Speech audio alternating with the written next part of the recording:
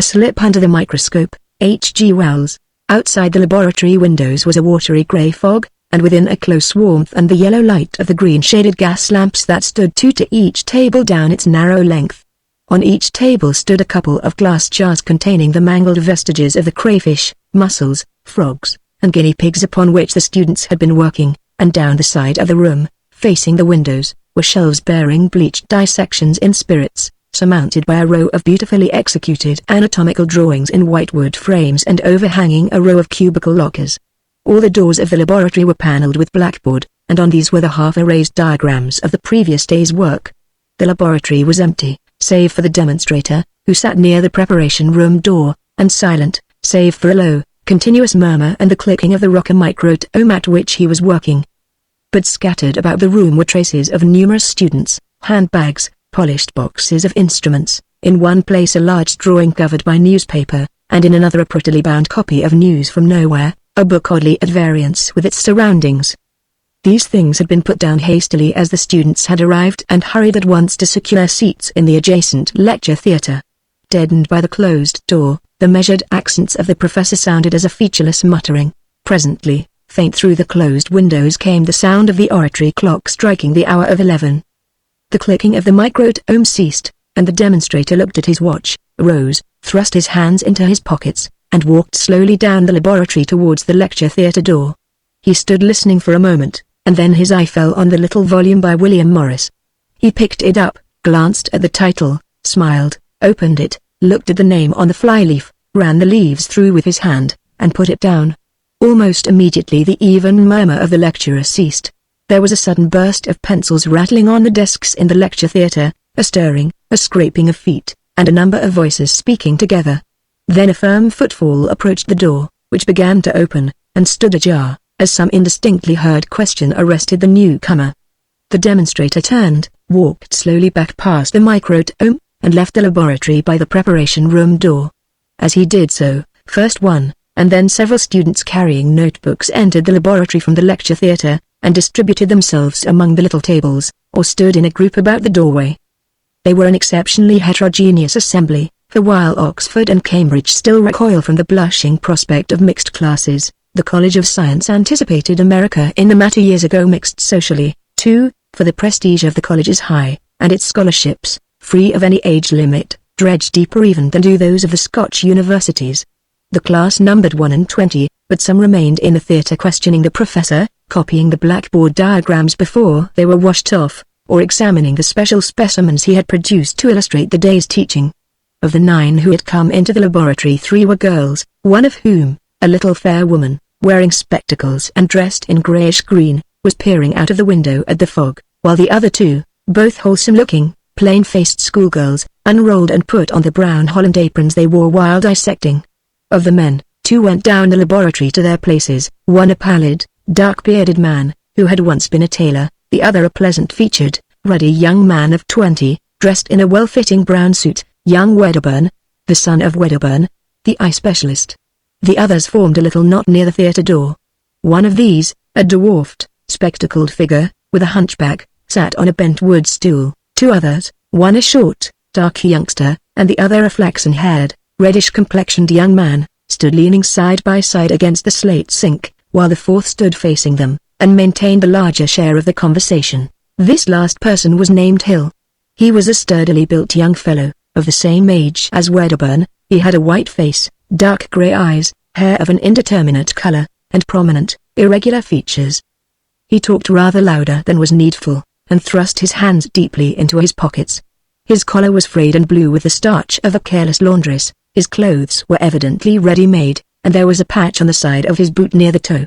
And as he talked or listened to the others, he glanced now and again towards the lecture theatre door. They were discussing the depressing peroration of the lecture they had just heard. The last lecture it was in the introductory course in zoology. From ovum to ovum is the goal of the higher vertebrata, the lecturer had said in his melancholy tones, and so had neatly rounded off the sketch of comparative anatomy he had been developing.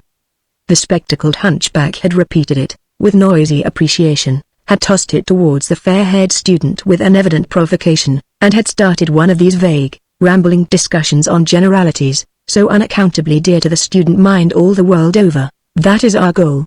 Perhaps I admit it, as far as science goes, said the fair-haired student, rising to the challenge. But there are things above science. Science, said Hill confidently, is systematic knowledge. Ideas that don't come into the system must anyhow be loose ideas. He was not quite sure whether that was a clever saying or a fatuity until his hearers took it seriously. The thing I cannot understand, said the hunchback, at large, is whether Hill is a materialist or not. There is one thing above matter, said Hill promptly, feeling he had a better thing this time, aware, too, of someone in the doorway behind him, and raising his voice a trifle for her benefit. And that is, the delusion that there is something above matter. So we have your gospel at last, said the fair student. It's all a delusion, is it? All our aspirations to lead something more than dogs' lives, all our work for anything beyond ourselves. But see how inconsistent you are. Your socialism, for instance. Why do you trouble about the interests of the race? Why do you concern yourself about the beggar in the gutter? Why are you bothering yourself to lend that book? He indicated William Morris by a movement of the head to everyone in the lab. Girl, said the hunchback indistinctly, and glanced guiltily over his shoulder. The girl in brown, with the brown eyes, had come into the laboratory, and stood on the other side of the table behind him, with her rolled-up apron in one hand, looking over her shoulder, listening to the discussion. She did not notice the hunchback, because she was glancing from Hill to his interlocutor. Hill's consciousness of her presence betrayed itself to her only in his studious ignorance of the fact, but she understood that, and it pleased her.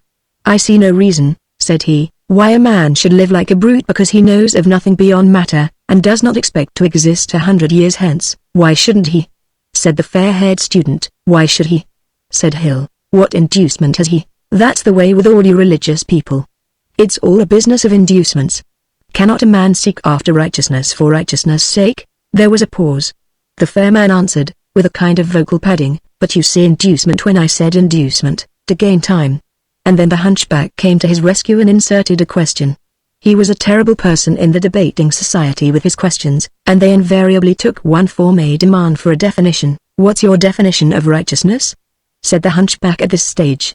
Hill experienced a sudden loss of complacency at this question, but even as it was asked, relief came in the person of Brooks, the laboratory attendant, who entered by the preparation room door, carrying a number of freshly killed guinea pigs by their hind legs. This is the last batch of material this session, said the youngster who had not previously spoken. Brooks advanced up the laboratory, smacking down a couple of guinea pigs at each table. The rest of the class, scenting the prey from afar, came crowding in by the lecture theatre door, and the discussion perished abruptly as the students who were not already in their places hurried to them to secure choice of a specimen. There was a noise of keys rattling on split rings as lockers were opened and dissecting instruments taken out. Hill was already standing by his table, and his box of scalpels was sticking out of his pocket. The girl in brown came a step towards him, and, leaning over his table, said softly, "Did you see that I returned your book, Mr. Hill?" During the whole scene she and the book had been vividly present in his consciousness, but he made a clumsy pretense of looking at the book and seeing it for the first time. "Oh, yes," he said, taking it up. "I see. Did you like it? I want to ask you some questions about it sometime." "Certainly," said Hill. "I shall be glad." He stopped awkwardly. "You liked it?" he said. "It's a wonderful book. Only some things I don't understand." Then suddenly the laboratory was hushed by a curious, braying noise. It was the demonstrator. He was at the blackboard ready to begin the day's instruction, and it was his custom to demand silence by a sound midway between the air of common intercourse and the blast of a trumpet. The girl in brown slipped back to her place. It was immediately in front of Hill's, and Hill, forgetting her forthwith, took a notebook out of the drawer of his table, turned over its leaves hastily, drew a stumpy pencil from his pocket, and prepared to make a copious note of the coming demonstration. For demonstrations and lectures are the sacred text of the college students. Books, saving only the professor's own, you may it is even expedient to ignore. Hill was the son of a Landport cobbler, and had been hooked by a chance blue paper the authorities had thrown out to the Landport Technical College. He kept himself in London on his allowance of a guinea a week, and found that, with proper care, this also covered his clothing allowance, an occasional waterproof collar, that is, and ink and needles and cotton, and such like necessaries for a man about town. This was his first year and his first session, but the brown old man in Landport had already got himself detested in many public houses by boasting of his son, the professor. Hill was a vigorous youngster, with a serene contempt for the clergy of all denominations, and a fine ambition to reconstruct the world. He regarded his scholarship as a brilliant opportunity. He had begun to read at 7, and had read steadily whatever came in his way, good or bad, since then. His worldly experience had been limited to the island of Portsea, and acquired chiefly in the wholesale boot factory in which he had worked by day, after passing the 7th standard of the board school. He had a considerable gift of speech, as the college debating society, which met amidst the crushing machines and mine models in the metallurgical theatre downstairs, already recognized by a violent battering of desks whenever he rose. And he was just at that fine emotional age when life opens at the end of a narrow pass like a broad valley at one's feet, full of the promise of wonderful discoveries and tremendous achievements. And his own limitations, save that he knew neither Latin nor French, were all unknown to him. At first his interest had been divided pretty equally between his biological work at the college and social and theological theorizing, an employment which he took in deadly earnest. Of a night, when the big museum library was not open, he would sit on the bed of his room in Chelsea with his coat and a muffler on, and write out the lecture notes and revise his dissection memoranda, until Thorpe called him out by a whistle. The landlady objected to open the door to attic visitors, and then the two would go prowling about the shadowy, shiny, gaslit streets, talking, very much in the fashion of the sample just given, of the God idea, and righteousness, and Carlyle, and the reorganization of society. And in the midst of it all, Hill, arguing not only for Thorpe, but for the casual passerby, would lose the thread of his argument glancing at some pretty painted face that looked meaningly at him as he passed. Science and righteousness. But once or twice lately there had been signs that a third interest was creeping into his life, and he had found his attention wandering from the fate of the mesoblastic Somites or the probable meaning of the blastopore, to the thought of the girl with the brown eyes who sat at the table before him. She was a paying student. She descended inconceivable social altitudes to speak to him. At the thought of the education she must have had, and the accomplishments she must possess, the soul of Hill became abject within him. She had spoken to him first over a difficulty about the allophenoid of a rabbit's skull, and he had found that, in biology at least, he had no reason for self-abasement. And from that, after the manner of young people starting from any starting point, they got to generalities, and while Hill attacked her upon the question of socialism, some instinct told him to spare her a direct assault upon her religion. She was gathering resolution to undertake what she told herself was his aesthetic education. She was a year or two older than he, though the thought never occurred to him. The loan of news from nowhere was the beginning of a series of cross loans. Upon some absurd first principle of his, Hill had never wasted time upon poetry, and it seemed an appalling deficiency to her. One day in the lunch hour, when she chanced upon him alone in the little museum where the skeletons were arranged, shamefully eating the bun that constituted his midday meal, she retreated, and returned to lend him, with a slightly furtive air, a volume of Browning. He stood sideways towards her and took the book rather clumsily, because he was holding the bun in the other hand. And in the retrospect his voice lacked the cheerful clearness he could have wished. That occurred after the examination in comparative anatomy, on the day before the college turned out its students, and was carefully locked up by the officials, for the Christmas holidays. The excitement of cramming for the first trial of strength had for a little while dominated Hill, to the exclusion of his other interests. In the forecasts of the result in which everyone indulged, he was surprised to find that no one regarded him as a possible competitor for the Harvey Commemoration Medal, of which this and the two subsequent examinations disposed. It was about this time that Wedderburn, who so far had lived inconspicuously on the uttermost margin of Hill's perceptions, began to take on the appearance of an obstacle. By a mutual agreement, the nocturnal prowlings with Thorpe ceased for the 3 weeks before the examination, and his landlady pointed out that she really could not supply so much lamp oil at the price. He walked to and fro from the college with little slips of mnemonics in his hand, lists of crayfish appendages, rabbit's skull bones, and vertebrate nerves, for example, and became a positive nuisance to foot passengers in the opposite direction. But, by a natural reaction, poetry and the girl with the brown eyes ruled the Christmas holiday. The pending results of the examination became such a secondary consideration that Hill marveled at his father's excitement. Even had he wished it, there was no comparative anatomy to read in Lamport, and he was too poor to buy books, but the stock of poets in the library was extensive, and Hill's attack was magnificently sustained. He saturated himself with the fluent numbers of Longfellow and Tennyson, and fortified himself with Shakespeare, found a kindred soul in Pope, and a master in Shelley, and heard and fled the siren voices of Eliza Cook and Mrs. Hemans. But he read no more Browning, because he hoped for the loan of other volumes from Miss Haseman when he returned to London. He walked from his lodgings to the college with that volume of Browning in his shiny black bag, and his mind teeming with the finest general propositions about poetry. Indeed, he framed first this little speech and then that with which to grace the return.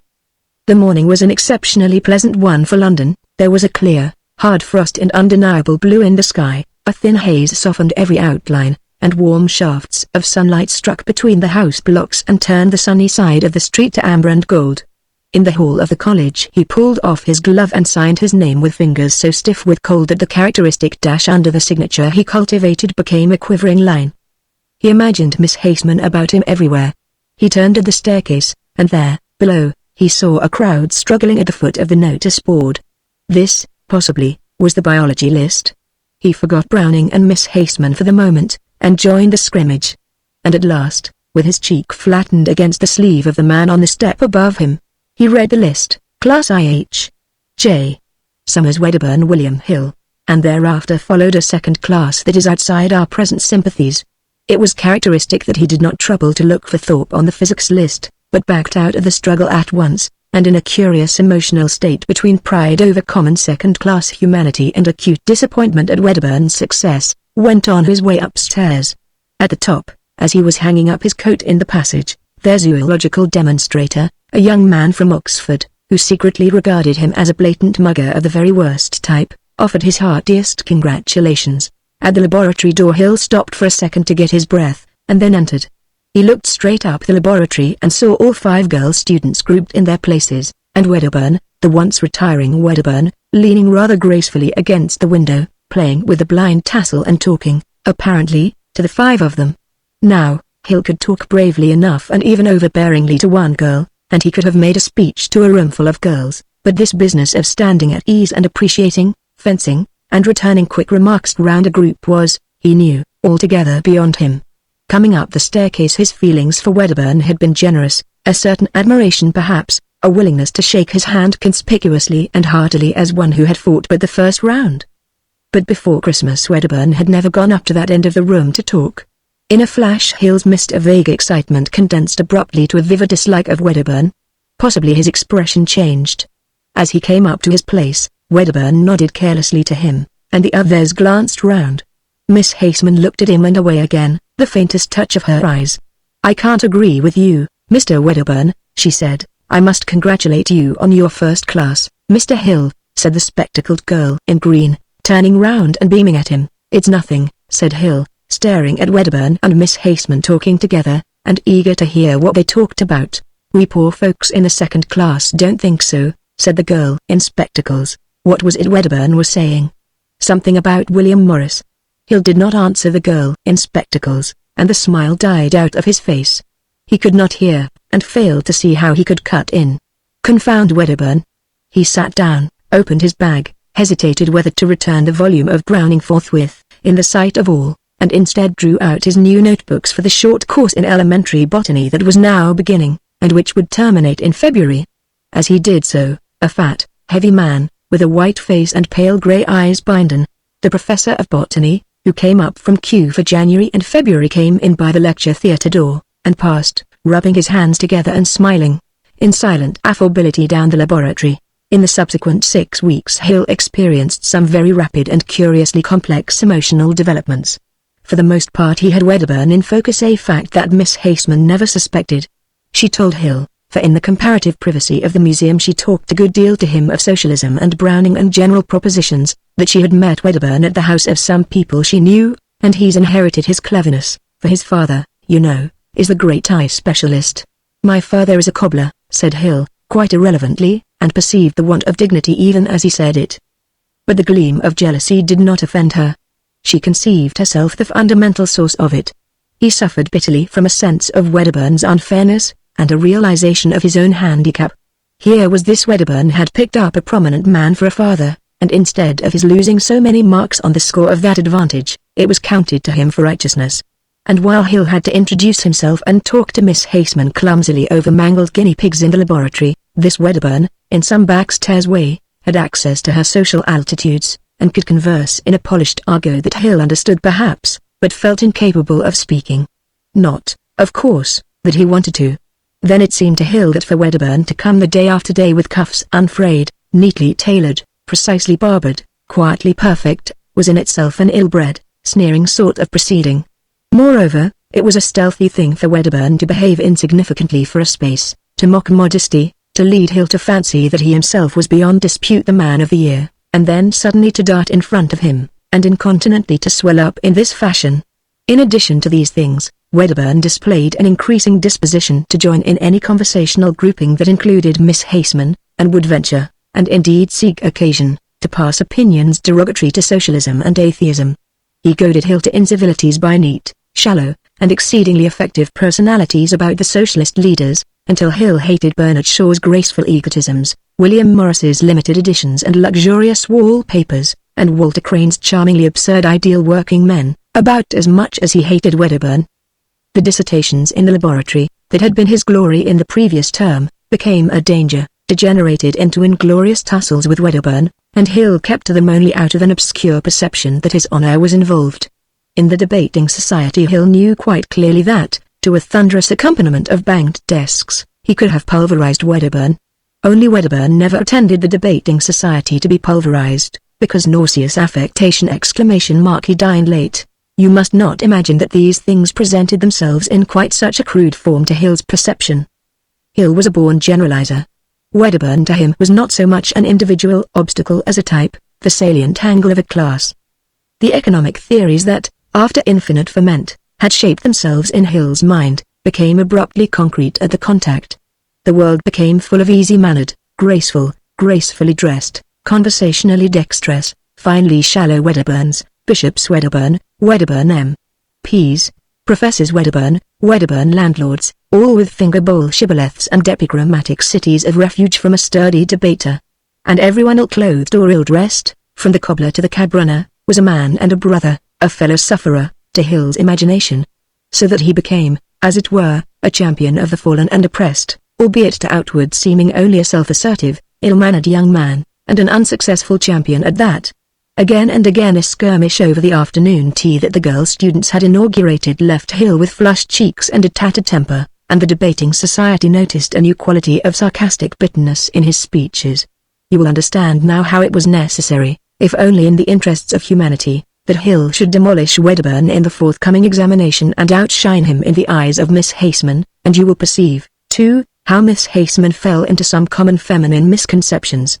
The Hill-Wedderburn quarrel, for in his unostentatious way Wedderburn reciprocated Hill's ill-veiled rivalry, became a tribute to her indefinable charm. She was the queen of beauty in a tournament of scalpels and stumpy pencils.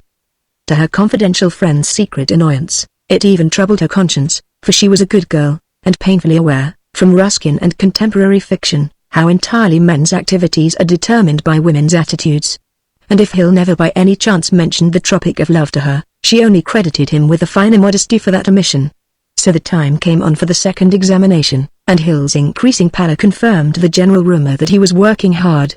In the air-rated bread shop near South Kensington Station you would see him, breaking his bun and sipping his milk, with his eyes intent upon a paper of closely written notes. In his bedroom there were propositions about buds and stems round his looking-glass, a diagram to catch his eye, if soap should chance to spare it, above his washing basin. He missed several meetings of the debating society, but he found the chance encounters with Miss Haseman in the spacious ways of the adjacent art museum, or in the little museum at the top of the college, or in the college corridors, more frequent and very restful.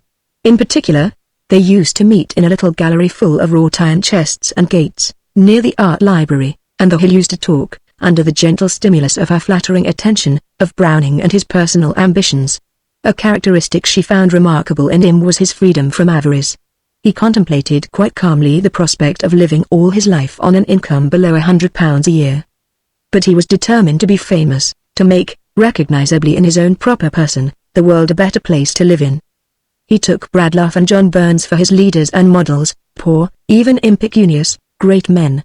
But Miss Haseman thought that such lives were deficient on the aesthetic side, by which, though she did not know it, she meant good wallpaper and upholstery, pretty books, tasteful clothes, concerts, and meals nicely cooked and respectfully served. At last came the day of the second examination, and the professor of botany, a fussy, conscientious man, rearranged all the tables in a long narrow laboratory to prevent copying, and put his demonstrator on a chair on a table, where he felt, he said, like a Hindu god, to see all the cheating, and stuck a notice outside the door closed, for no earthly reason that any human being could discover.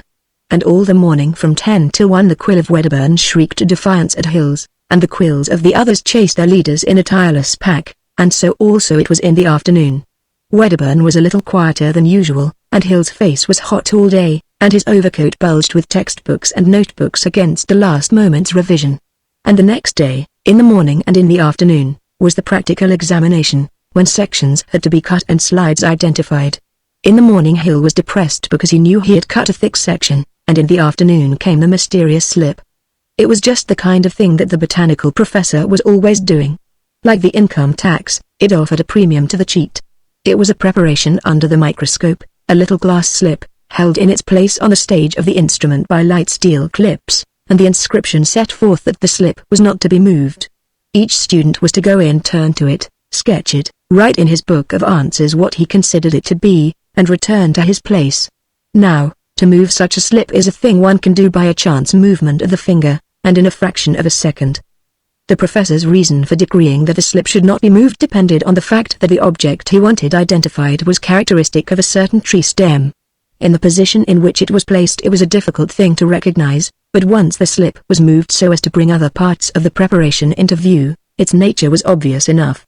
Hill came to this, flushed from a contest with staining reagents, sat down on the little stool before the microscope, turned the mirror to get the best light, and then, out of sheer habit, shifted the slips.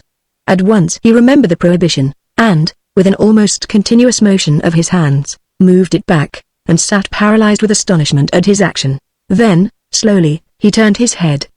The professor was out of the room. The demonstrator sat aloft on his impromptu rostrum, reading the cue. Jour. Me. Sigh. The rest of the examinees were busy, and with their backs to him. Should he own up to the accident now? He knew quite clearly what the thing was. It was a lenticel, a characteristic preparation from the elder tree. His eyes roved over his intent fellow students, and Wedderburn suddenly glanced over his shoulder at him with a queer expression in his eyes. The mental excitement that had kept Hill at an abnormal pitch of vigor these 2 days gave way to a curious nervous tension. His book of answers was beside him. He did not write down what the thing was, but with one eye at the microscope he began making a hasty sketch of it. His mind was full of this grotesque puzzle in ethics that had suddenly been sprung upon him.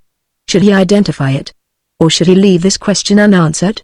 In that case Wedderburn would probably come out first in the second result. How could he tell now whether he might not have identified the thing without shifting it? It was possible that Wedderburn had failed to recognize it, of course. Suppose Wedderburn too had shifted the slide? He looked up at the clock.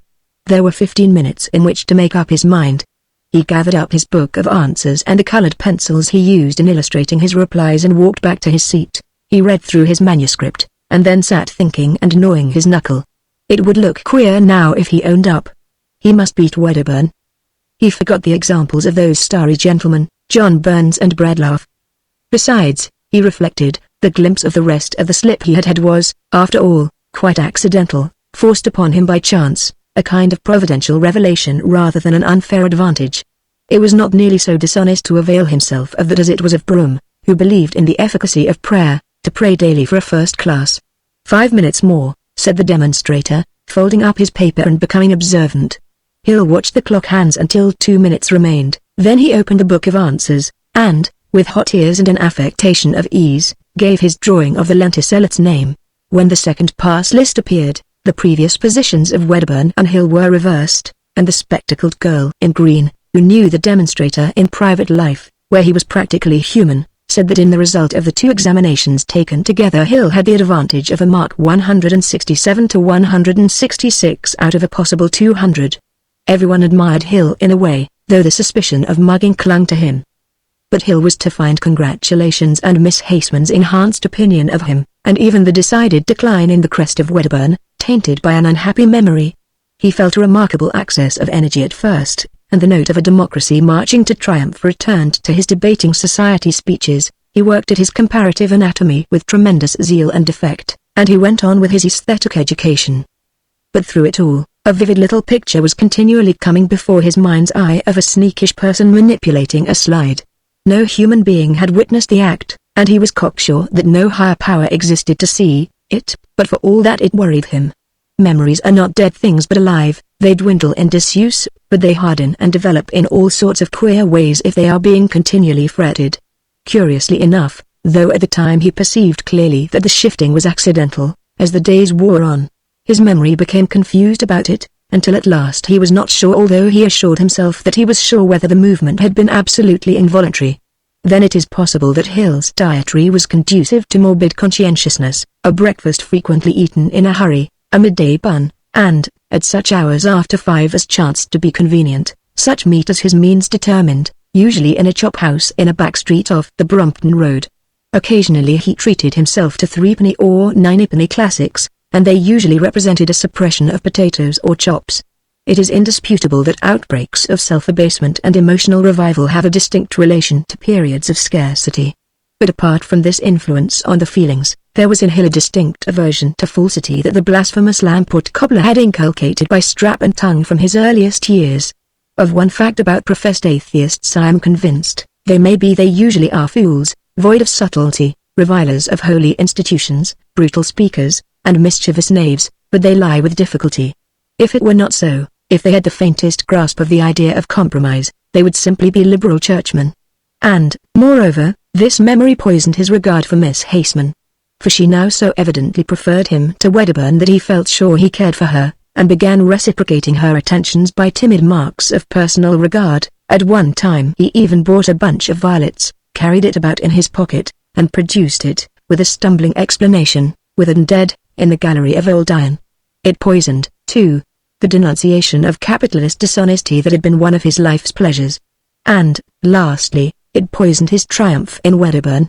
Previously he had been Wedderburn's superior in his own eyes, and had raged simply at a want of recognition. Now he began to fret at the darker suspicion of positive inferiority.